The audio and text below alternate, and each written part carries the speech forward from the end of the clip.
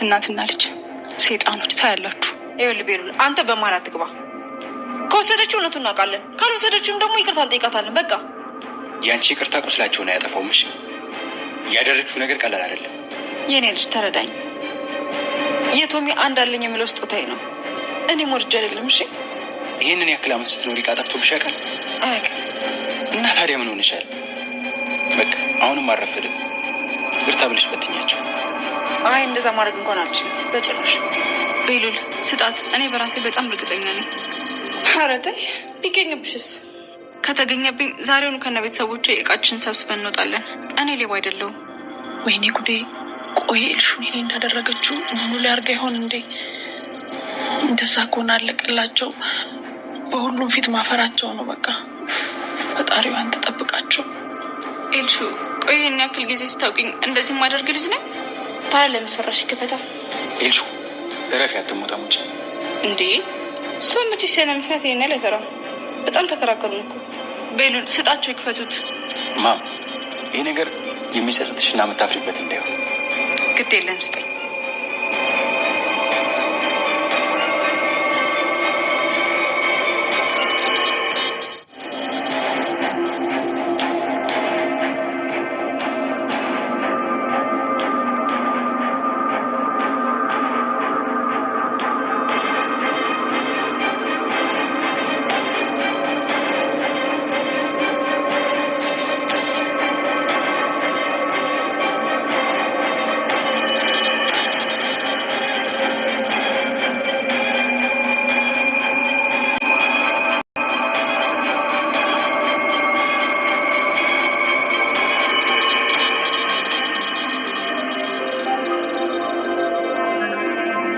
ሄለን የጠረጠረቻቸው መሲንና ኑኑን ናቸው። የአይንዬ ልጆች ናቸው ሊሰርቁኝ የሚችሉት እንጂ ማንም ሊሰርቀኝ አይችልም በማለት እንግዲህ እጅግ በጣም እየተናደደች ሁላቸውንም አስጠርታ ነበረ። እንዲሁም የመሲን እንዳለ ከፈተሸሽ በኋላ የኑኑም እንዳለ መፈተሽ አለበት በማለት ሁላቸውም በተሰበሰቡበት ነበር እንግዲህ ለመፈተሽ እንትን ያሉት ማለት ነው። አይንዬ እጅግ በጣም ነበር ያዘነችው። ምክንያቱም ወይዘሮ ሄለን እንደዚህ ስትቆጭና ስትናደጅ በፍጹም አይቼሽ አላቅም፣ እስኪ ቀስ በይ እነሱ ላያነሱት ይችላሉ በማለት መሲም እኔ ምንም ነገር አላነሳውም፣ እስከዛሬም ምንም ነገር አንስችም አላቅም፣ አሁንም ምንም ነገር ያነሳሁት ነገር የለም፣ ኑኑን ሂድና ጥሪልኝ፣ ምናልባት እሷ ልትሆን ትችላለች ብላት ነበረ። የኔ እህት ምንም ልታደርግ አትችልም፣ እንደዚህ አታደርግም፣ እሷ እንደውም ሞር ከኔ የበለጠ የሰው ነገር የሰው ሀቅ አትነካም፣ እኔም ቢሆን የሰው ሀቅ ምን ይሰራልኛል፣ እስከዛሬ ማንስችም አላቅም፣ ወደፊትም የሰው ነገር አላነሳም፣ ጭራሽ ያንችኑ ደግሞ ያንቺን ላነሳ ብላ ነበር። ምን አልሽ አንቺ እያለች እሷም ስለ ነገሯ እንትን ብላለች ማለት ነው። ያ ማለት እንግዲህ በጣም መጥፎና ክፉ እንደሆነች ያው ነግራታለች። እና አይንዬ እኔ እጠራታለሁ ኑኑን ብላ ነበረ። አይ መጠራት ካለባት እኔ ራሴ ሂጄ እጠራታለሁ ብላ መሲ ጠርታት ነበረ ማለት ነው። እና ኑኑም ስመጣ ምንም አይነት ነገር ስለ ጌጣጌጥ ነገሮች ምንም ነገር እንዳላየች እና እሷም እንዳልወሰደች ነው እየተናገረችው።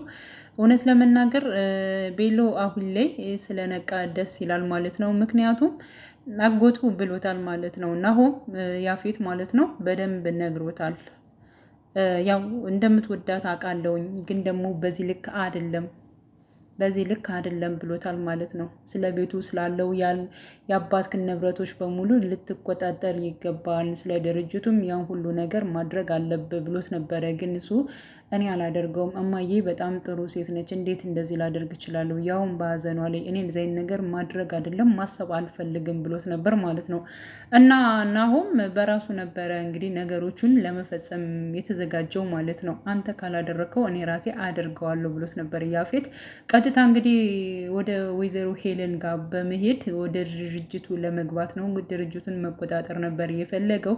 ድርጅቱ ላይ የምታስገቢኝ ከሆነ ከዚህ ቤት የመቆየት እንትኑ ቻንሱ ሊኖርሽ ይችላል። ስለዚህ ከድርጅቱ መስራት እፈልጋለሁ ብሏት ነበረ። ስለዚህ ያፌት በእርግጠኝነት ከድርጅቱ ይቀጠራል፣ ይገባል።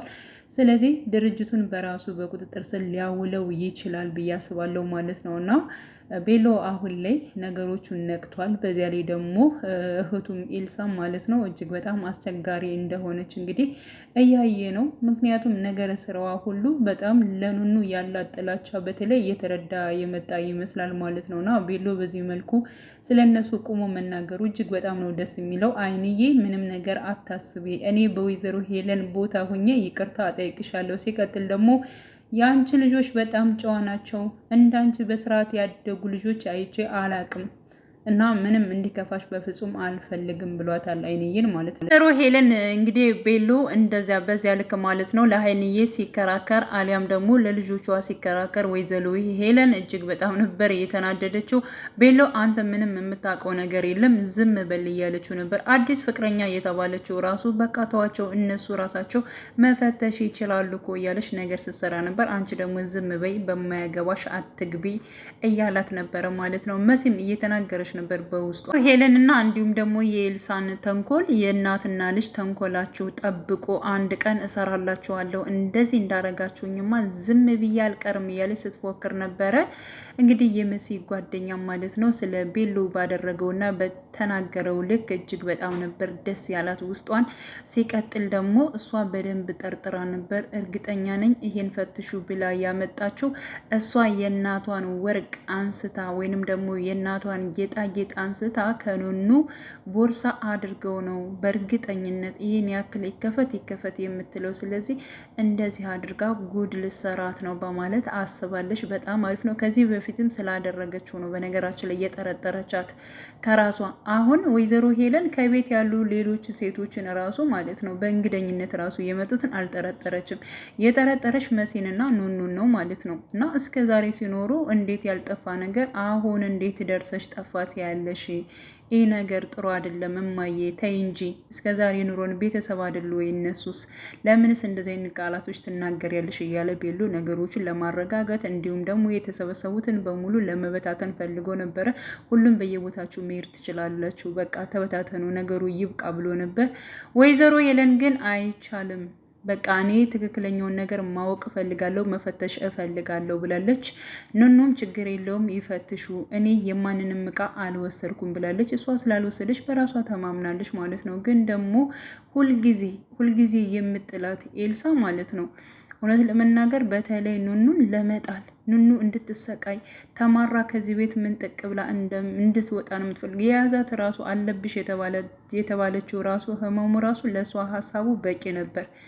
ግን ደግሞ በተለይ አዲስ ፍቅረኛ የቤሎ ሆና የመጣችው ከእሷ ጋር ሆና ኤልሳ በጣም እያናደደቻት ትገኛለች፣ ኑኑን ማለት ነው። ይሄ አልበቃት ብሎ እንግዲህ አስቡት የእናቷን ጌጣጌጥ ራሷ አውታ ራሷ ከኑኑ ቦርሳ አድርጋ ኑኑ ሌባ ነች ለማስባል ማለት ነው። ግን ኑኑ ራሷ ስላላነሳች ውስጧን ስለማታውቀው እኔ ምንም ነገር አይገኝብኝም፣ ምንም ነገር የሰው ነገር አላነሳውም፣ ስለዚህ እንደፈለጋችሁ ማድረግ ትችላላችሁ፣ ፈትሹ ብላለች።